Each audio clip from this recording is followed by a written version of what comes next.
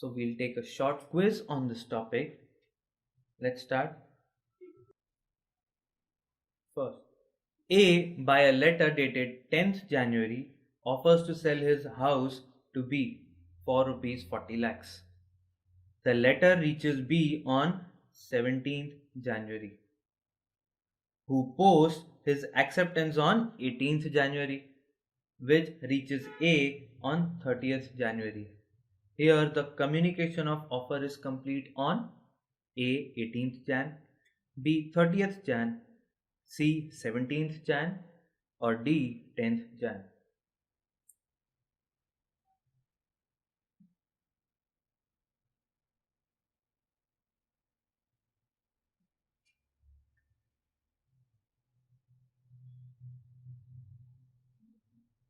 The answer is 17th Jan. Why? Because the communication of offer is complete when it comes to the knowledge of the offeree or the acceptor. Now, when is it coming to the knowledge of the acceptor? Only when he receives the letter. And when does he receive the letter? He receives it on 17th. So we can say the answer is 17th. Okay, we move ahead. Next, in the same question, the communication of acceptance is complete as against A on 18th January and as against B on C. A here is the offerer or the proposer and B is the acceptor or the offeree. So when is the communication of acceptance as against the acceptor complete? It is complete when it comes to the knowledge of the proposer. So when A will receive it, when A will receive the letter of acceptance, it will be complete as against the acceptor, that is B in our case. And when does A receive the letter? He receives it on 30th Jan. So that's the answer. Next, A enquires from B, will you purchase my cow for $100? B replies, I shall purchase your cow for $100 provided you purchase my parrot for $120. In this case, B has accepted the offer of A. B has made a counter offer to A. C, A is bound by the actions of B. D, B cannot make such an offer.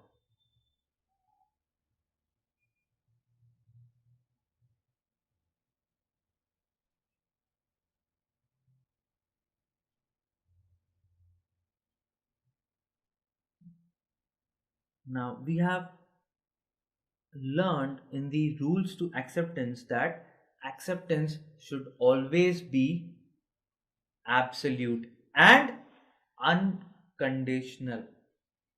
Now in this case you can see that B has put a condition along with his acceptance.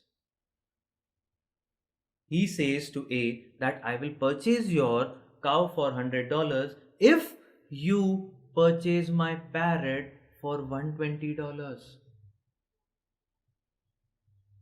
He's agreeing to purchase his cow, but the condition will be A will have to purchase his parrot. Now this does not amount to a valid acceptance because conditional acceptance is not a valid acceptance. However, conditional acceptance forms a counter offer. Now B becomes the offerer and A becomes the offeree because B has put up a condition. So this becomes a counter offer. So the answer would be B has made a counter offer to A? That's the answer.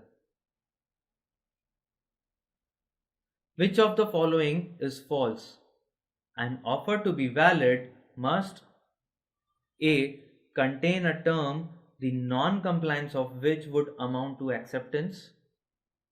B. intend to create legal relations.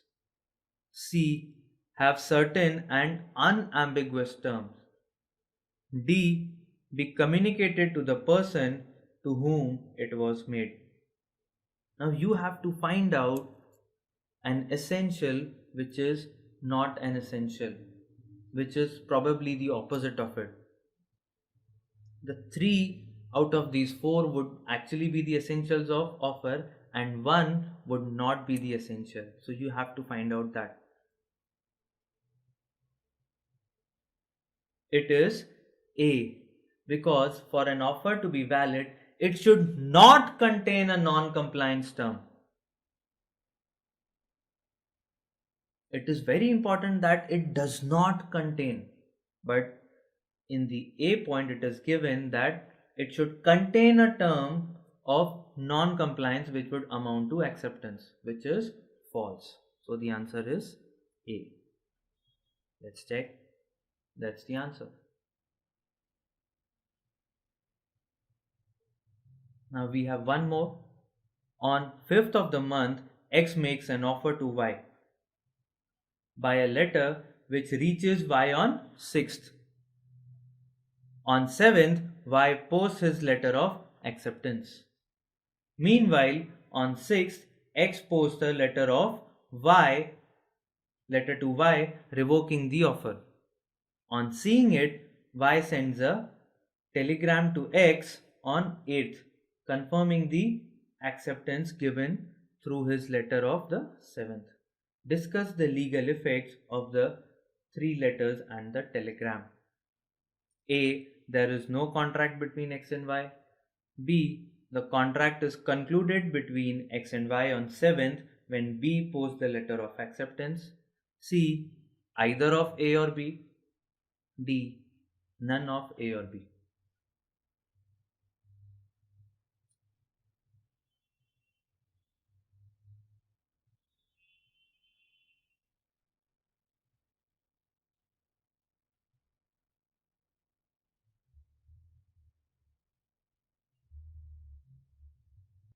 Now in this case there is X and there is Y.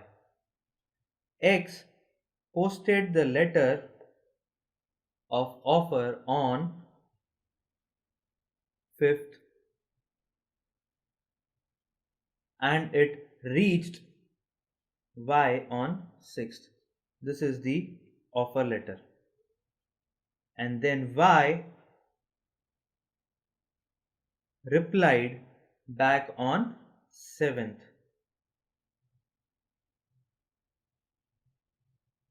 Now the question is, X wants to revoke his acceptance. Can you tell me till what time can he revoke the acceptance? X can revoke the acceptance before it is accepted for him.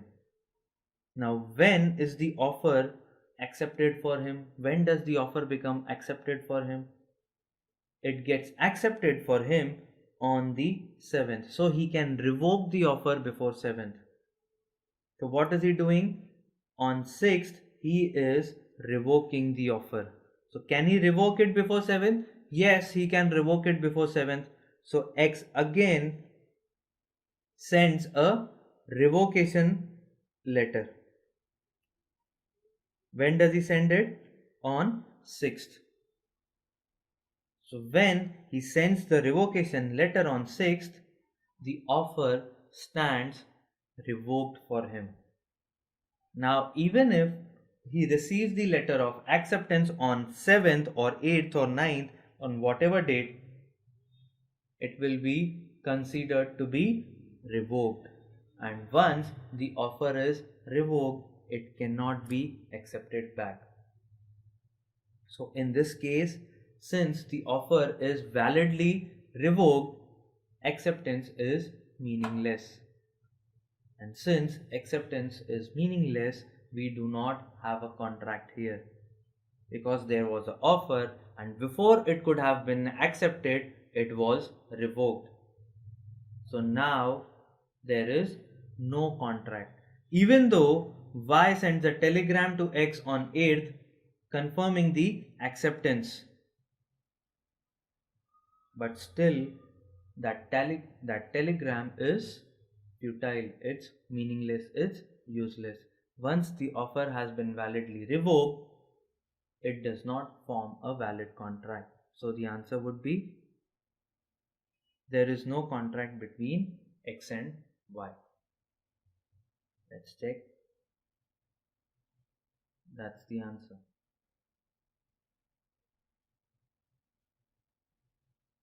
The next is X makes a proposal to Y which Y accepts. But before the acceptance came to the knowledge of X, Y revokes his acceptance by a telegram. When is the revocation complete? A. When the telegram is received by X. B. When X accepts the revocation. C. When the telegram is dispatched. D. When the contents of the telegram come to the knowledge of X.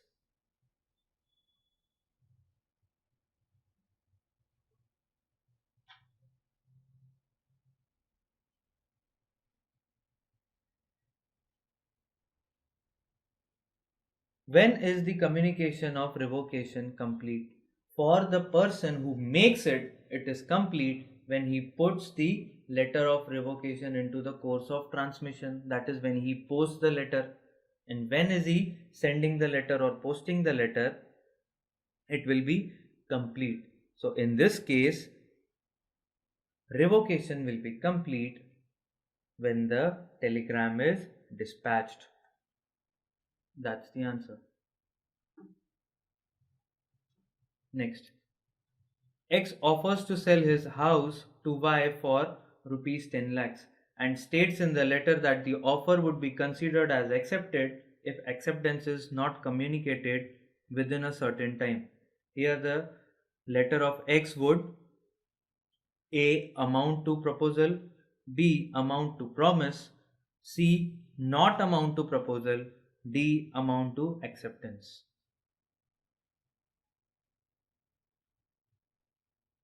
The answer is C. Not amount to proposal. Why so? Because here the offer is containing a non-compliance term which amounts to acceptance. An offer ideally should not contain any non-compliance term which amounts to acceptance. That's the answer. Which one of the following constitutes an offer in a self-service store? A. Picking up an article and approaching the cashier's desk for payment. B. Display of goods at the shop window. C. There is no offer in such cases. D. When the customer asks for some goods.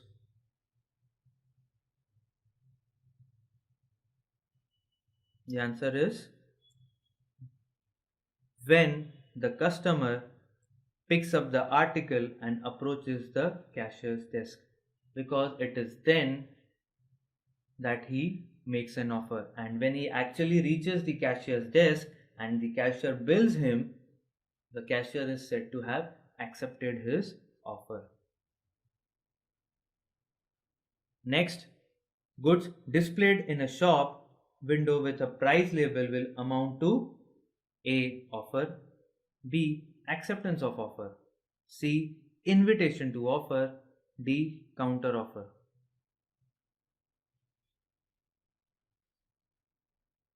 The answer is invitation to offer, because any kind of advertisement, any kind of display of prices, any kind of uh,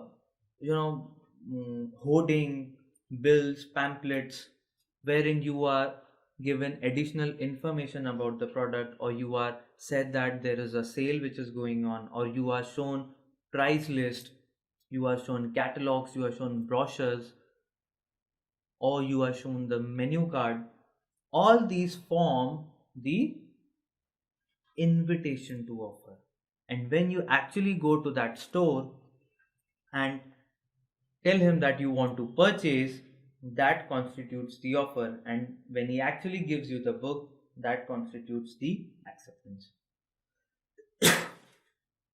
That's the answer.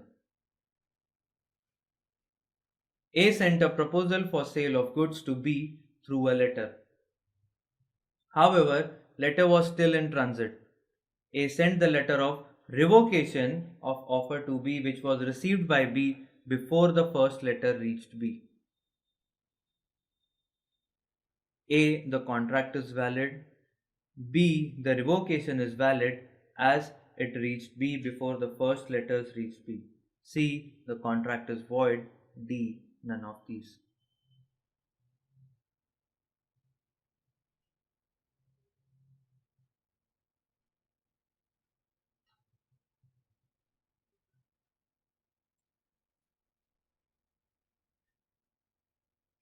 The answer is revocation. In this case, what is happening? A did not receive it. The letter of acceptance which B sent was lost in transit. So A never received it. And in the meantime, B sent him the letter of revocation which was received by A. So now what has happened? He has received the letter of revocation first. So the revocation is valid. Next is when counter offer is made, original offer A lapses, B changes, C continues, D none of these. When the counter offer is made, the original offer lapses. It is no more valid. It does not continue. That's the answer. Next, a prospectus issued by a company for subscription of its share and debentures is A. An invitation to offer, B. An express offer to sell the shares or debentures, C. Implied offer to sell the shares or debentures, D. None of the above.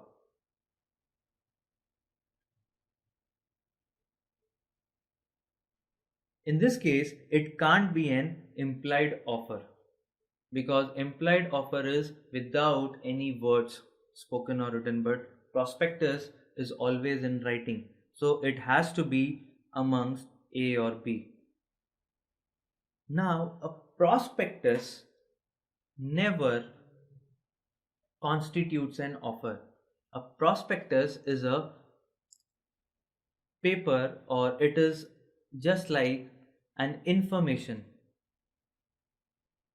Most of you would have studied this in OC or SP that you would have taken in 11th and 12th. Also, you would have studied it in the accounts part in the company accounts. That before selling its shares or debentures to public, the company issues a prospectus. Now, what does this prospectus contain? This prospectus contains information about the company as to its capital, its expenditure, its profits, etc. It also has an application form in which the shareholders, the prospective shareholders who want to purchase the shares or debentures in the company can apply for them. Now, this prospectus forms an invitation to offer, and when the people apply for shares and debentures, they form the offer. And when the company actually allots them the shares or debentures, their offer is said to be accepted. So, prospectus is invitation to offer. The application for shares by people is offer, and when the company allots the share, it is acceptance of offer and a contract. So, prospectus is always invitation to offer. Okay. Next, in telephonic conversation, the acceptance is completed when A. The words are heard by the offerer. B. The words are spoken by the offeree. C. The words are heard and action is taken.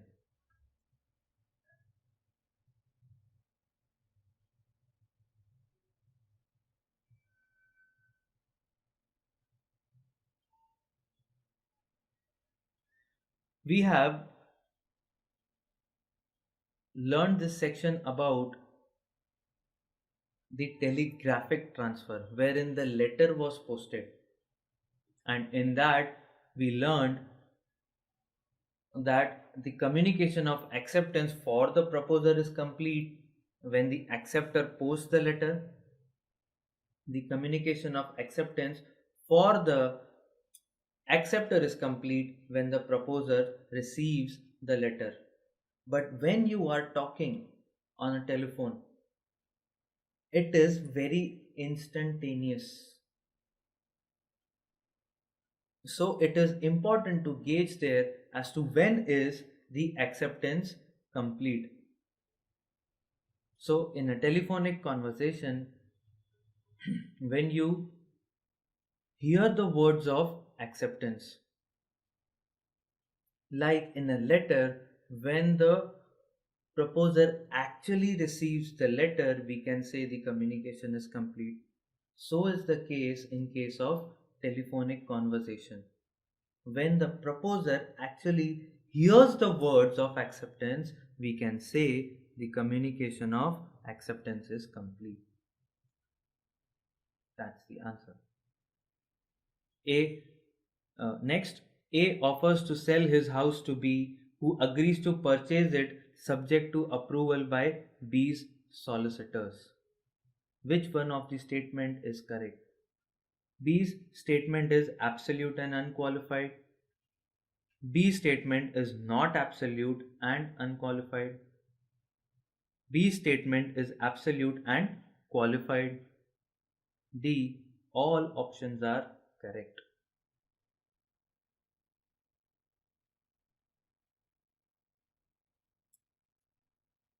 The answer is B statement is absolute and qualified. Look, for acceptance to be valid, it has to be absolute and unqualified. However, in this case, B is accepting the proposal in totality. He is ready to purchase A's house, but it is not unconditional. It is conditional. So it is qualified. So his acceptance is absolute, his acceptance is complete, but it is conditional. So his acceptance is absolute and qualified. Next, non-fulfillment by an offeree of a condition precedent to acceptance leads to A. Completion, B. Communication, C. Lapse, D. Execution. It leads to lapse of the offer. If there is a condition which is attached in the offer and the acceptor has to complete or fulfill that condition before accepting the offer and he does not fulfill that condition, the offer will be said to be lapsed.